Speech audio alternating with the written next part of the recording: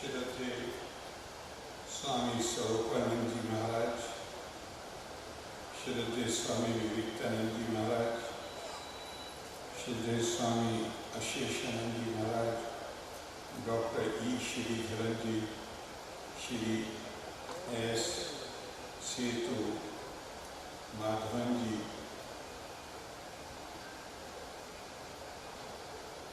Shri Vilambat Ravindranji,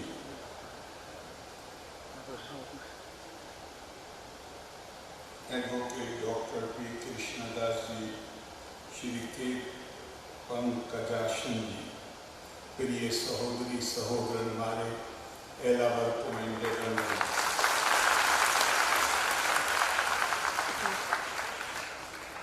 It's an honor for me, and I am delighted to inaugurate Chinmaya Samskaara, the spiritual conclave organized by Chinmaya Mission at the Municipal ground at Palakkad as part of Swami Chinmayananda's 108th Jayanti.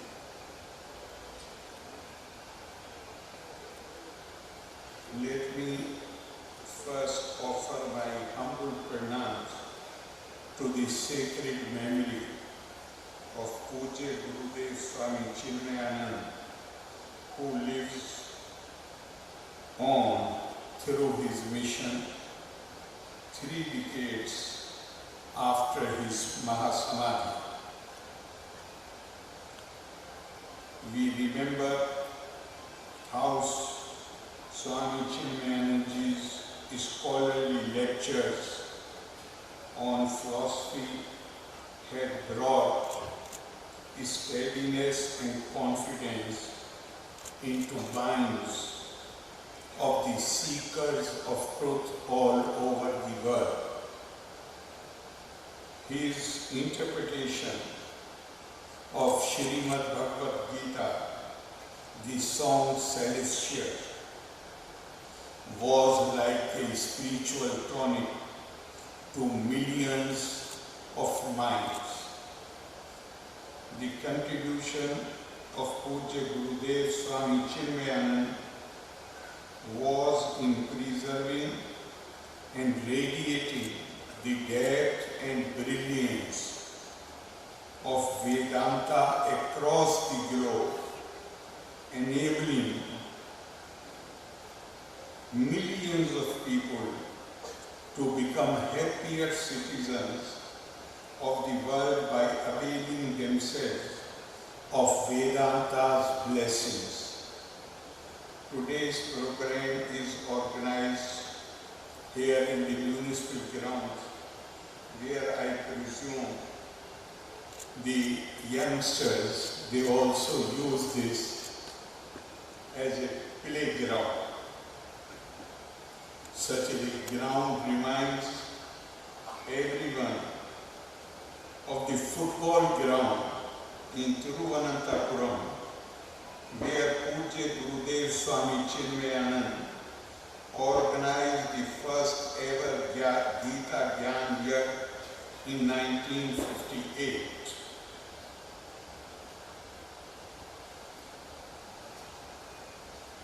This year is going to last for 7 days.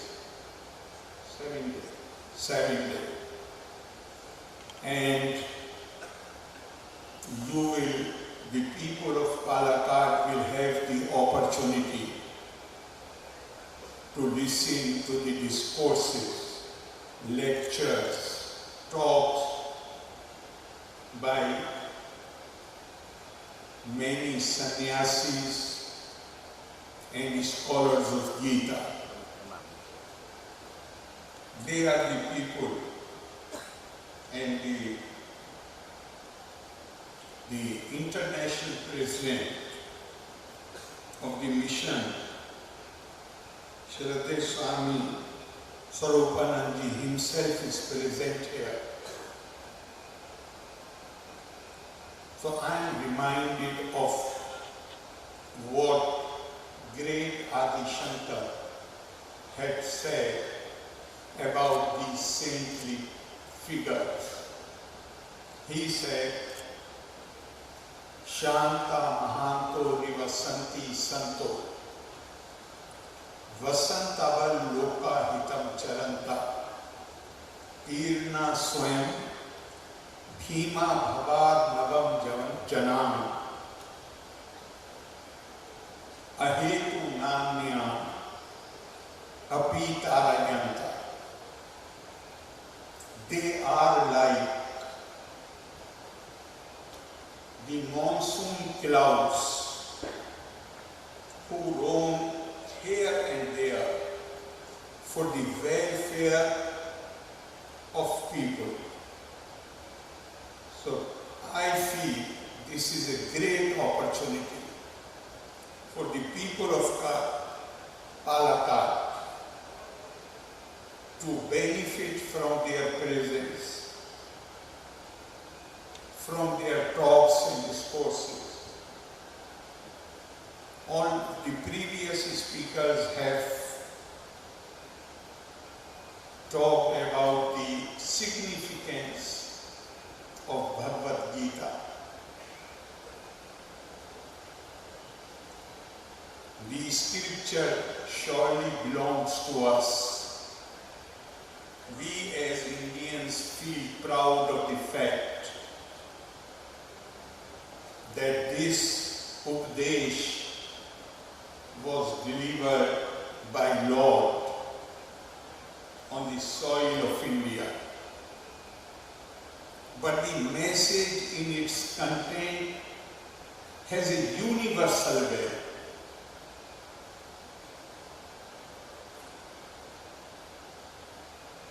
And we are proud, we are proud inheritors of that legacy. But at the same time, I have some sense of shame. Why this book, which is out and out, universal in character, how come we fail to convey this message to the whole world? Today, an event like this is not merely important for the people of Palakkad, but this is continuation of the initiative taken by the leaders of Indian Renaissance. And who, despite criticism in the early stage, they took the message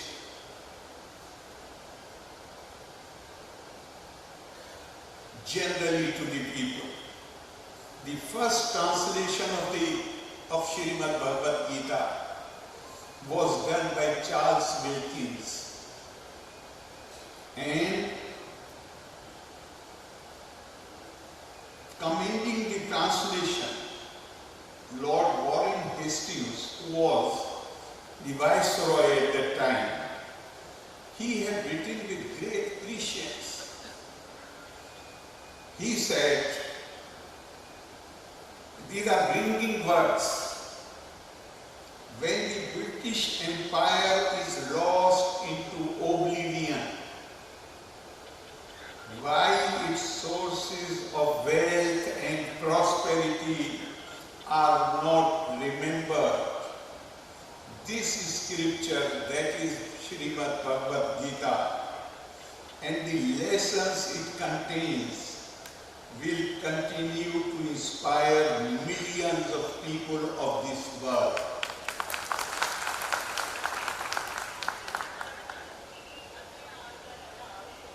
We also have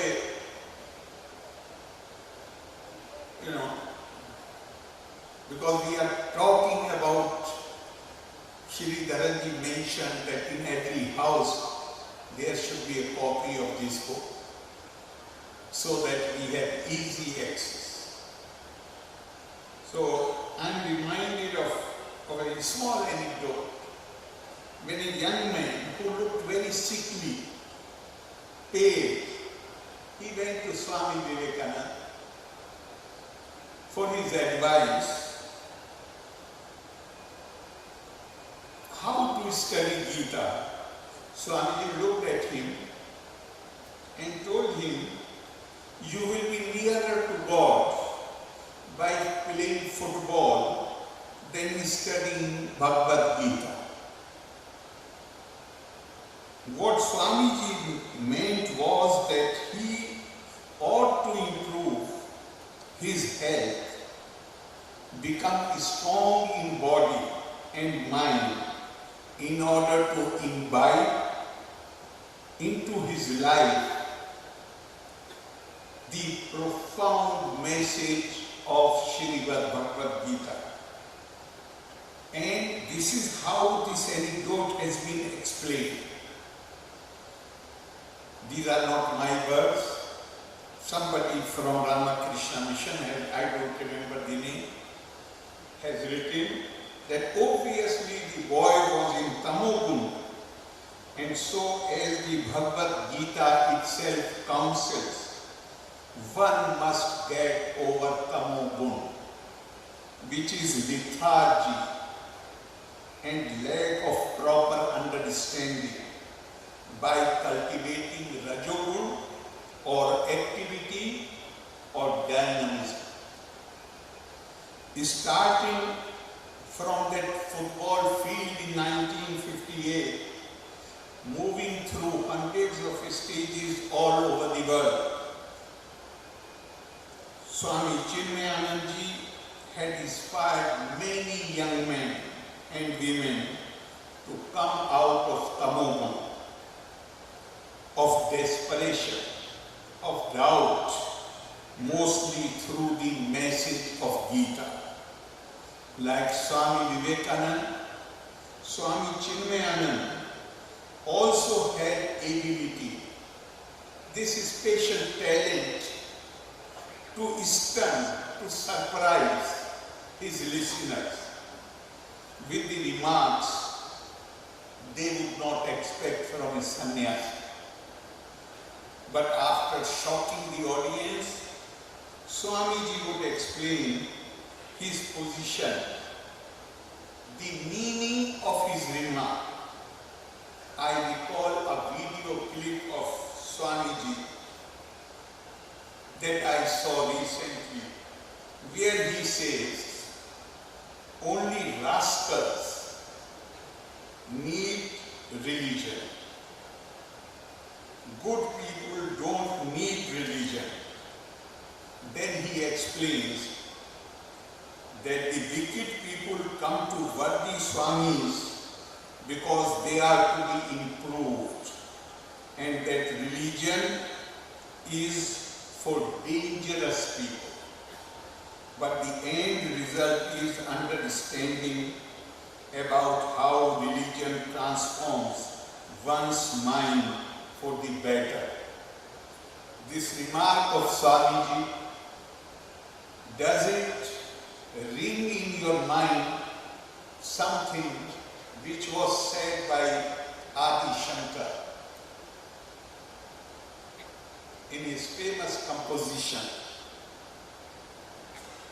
I think the name is Nirman Shataka, where he says, Na me dvesh rago, na me lobh moho, madone mene masarye bhava, na dharmo, na chartho, na kamo, na moksha, chidananda rupa shivoham shivo. When you are able to, as a result of the tap, our tradition tells us, tapa swadhyaya nivittam, ever devoted to the spirit, to the pursuit of knowledge. And when it culminates into something which Gita calls Brahma Sparsha, touching the reality, touching the supreme truth,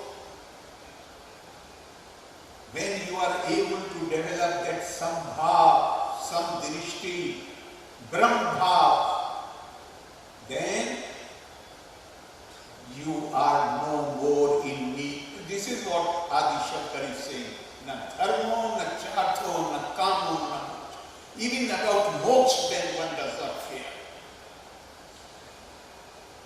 As we all know, Gurudev Swami Chinmayananda's life itself was a story of the transformation from a young agnostic who did not know, who questioned whether there is some God.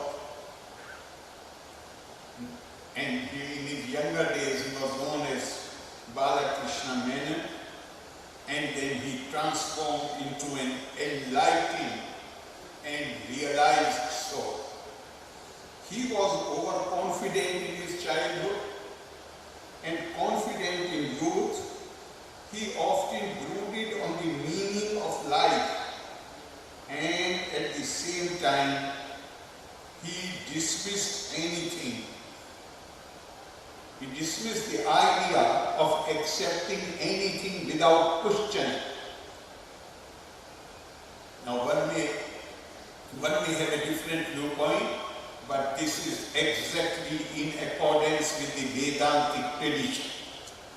Many years back I had read that Bhagavan Buddha, he was just going to pass away.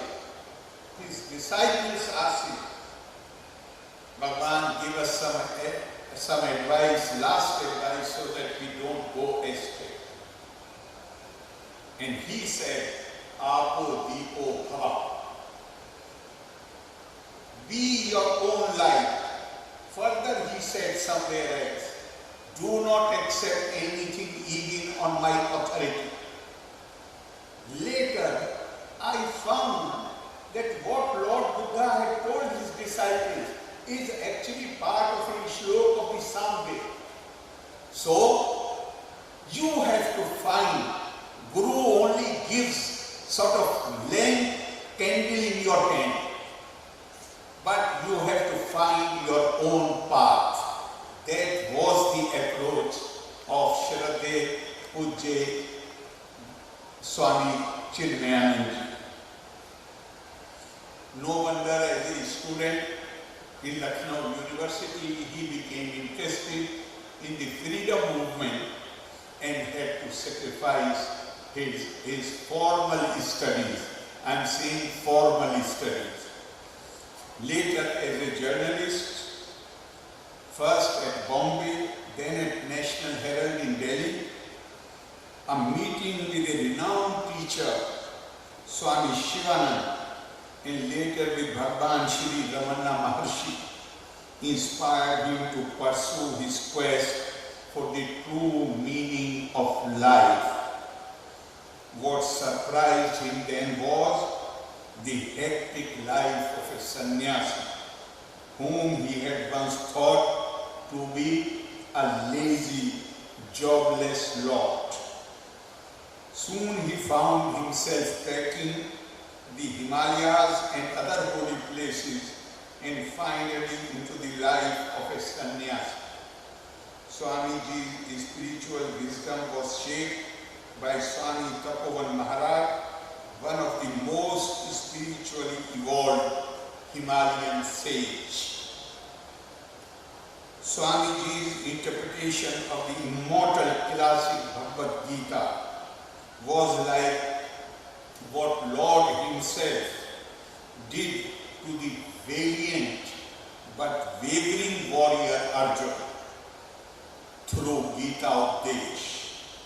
In his lectures, one could see the calm reason of philosophy winning over the confused unreason of the complexities of life. As an orator, Swamiji could tailor his talks to suit the cultural ethos and needs of varying people. His talks were mostly on Vedanta and Bharatiya, but his rational approach and universal compassion touched many people who came from diverse backgrounds and belonged to diverse denominations. Yet he generally we use this term conversion. To Swamiji, people belonging to many other denominations came, but he did not entertain the idea of conversion. Why? Again, because according to the Vedantic tradition, there is nothing like conversion. But if I use the words of Swami Vivekananda, it is through the knowledge journey, Gyan Marg, that we travel from lower truth to higher truth. It's not a question of you evolve, and that he has described as walking, traveling from lower truth to higher truth. And in fact, it has been said in this shloka, Uttam Sahaj Avastha, Dittiye Dhyan Dharana, Tirtiye Prittima Puja Hom Yatra Chaturthe. So, once the Vedantic view is that one size of coat, one size of shirt, one size of moon cannot suit everybody. Everybody has her or his own genius. Swamiji state, Swami, and that explains why he once heartily accepted the invitation to the house of a Muslim devotee during a time of communal tension, when his other people advised him not to go to that place. He ignored and said, I belong to the whole world. A Muslim has as much right to invite me as does a Hindu, and I must accept it. Again, when I read this thing, something came to my mind which I would like to share with you. And there is not just one shlok. Number of shloks are there. Akashat patitam toyam yatha gacchati sagar. Sarv deva namaskara keshavam priti gacchati. You can give expression to your faith in any manner which suits your genius. You can use any name, but the Vedantic tradition asserts whatever method ye yathama pilpadyante tansthate bhajanmiham man vartaman vartante manushya part sarvacha. Lord tells Arjuna that in whatever manner my devotee approaches me, whatever intention he has, whatever feelings he has, I accept him in the same manner. Puja Gurudev Chinmayananda's teachings were rooted in ancient Sanatana, purely, not just teaching, he lived the Sanatana teaching, Sanatana ideas and Sanatana values, where just now somebody, I don't remember, but some previous speaker said that look at it, the whole world, and I'm not being critical of anybody. I'm just making a comparative statement to understand our culture. Any culture which is defined either by race, color of the skin, or by faith, which we generally call religion, which is not the right translation for dharma. Any culture which is defined by these, that creates others. Indian culture is unique in the sense that it is not defined either by faith, either by race, language, or any variable and alienable characteristics. Indian culture is defined by Atma. Yada bhuta pitta bhava mekasthaman pashyati tat evacha vistaram brahma sampadhyate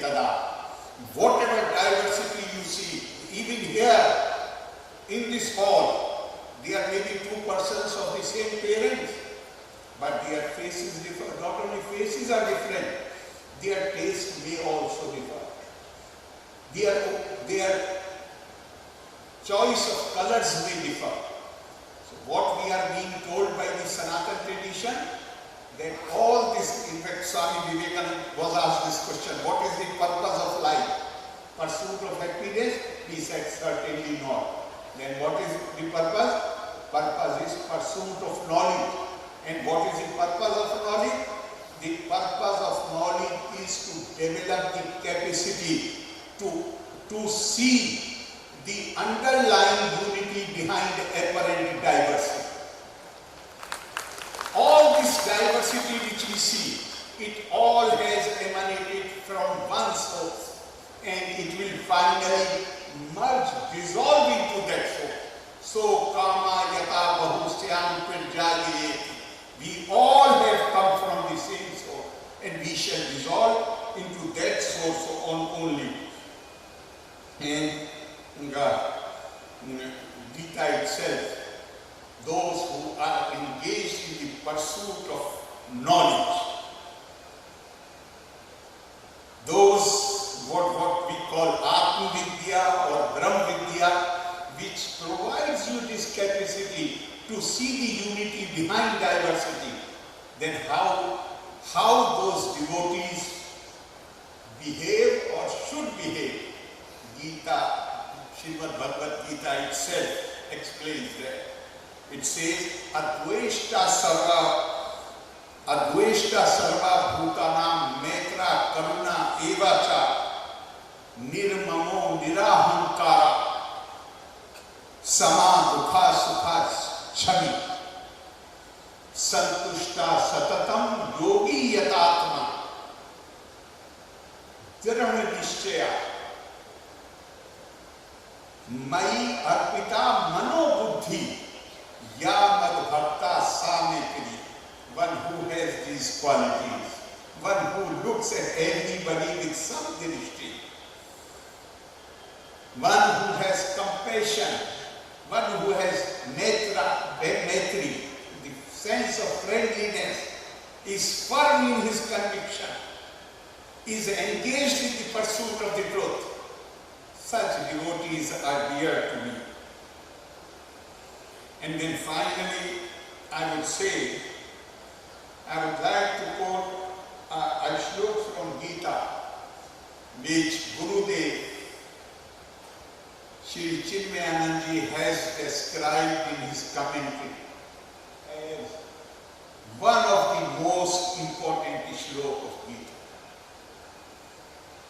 which says, and he has also said that this is the most important shlok, but it has become subject to many controversies and many interpretations.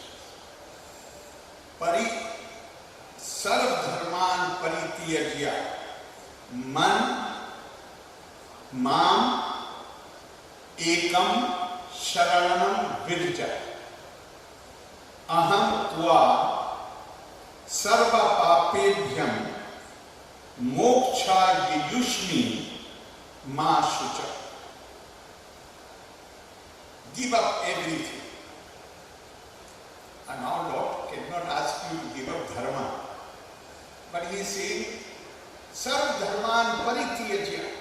Leave everything, give up everything, and just take refuge in me alone. And I shall liberate you from all the sins you don't have to worry about.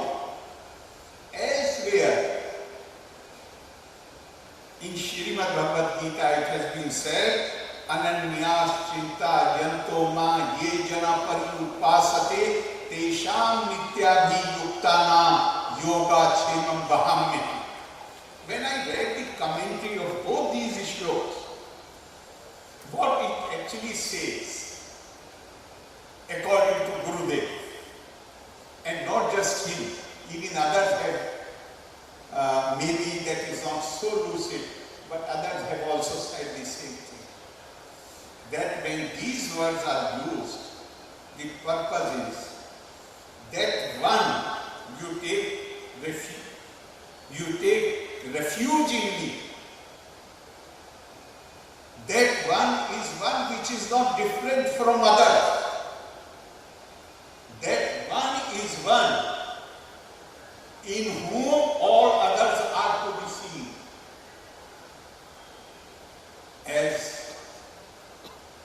As Kapil Muni has said, Atman Sarveshu Bhuteshu Bhutatmanam Tirtalayam Archaye Dam Manabhyam Maitri Abhinim Chakshusha Deho Devalaya Purukto Jivo Deva Sadashiva.